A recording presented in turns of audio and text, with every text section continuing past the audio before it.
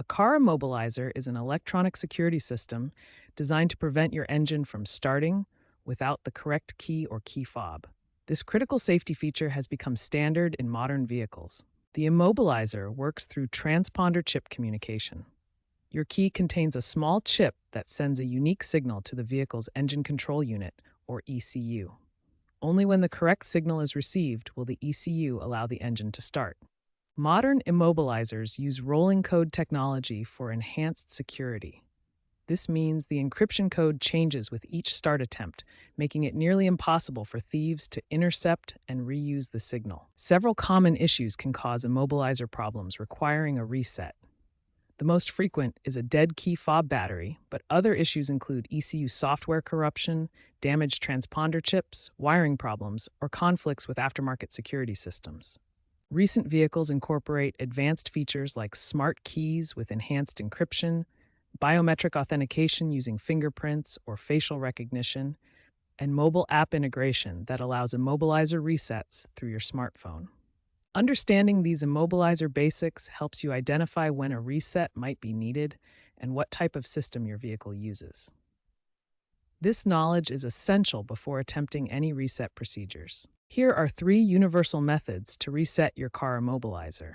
We'll walk through each step-by-step procedure to help you get your vehicle running again. The first method is the key cycling procedure, which works by communicating with your vehicle's security system through specific timing sequences. The second method involves disconnecting your car battery to reset the vehicle's electronic systems completely. The third method focuses on reprogramming your key fob to restore proper communication with the immobilizer system. Method 1 is the key cycling procedure. Insert your key and turn it to the on position without starting the engine. Wait for the security light to turn on and then off. This typically takes 10 to 15 minutes as the system cycles through its security check. Turn the key to the off position for 30 seconds. Then repeat this entire cycle 2 to 3 times before attempting to start your vehicle. Method 2 is the battery disconnect reset.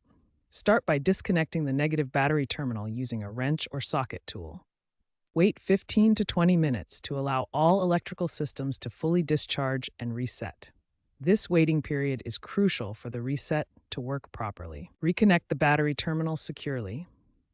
Then insert your key and wait for the system to initialize before attempting a normal start procedure. Method 3 is fob programming reset.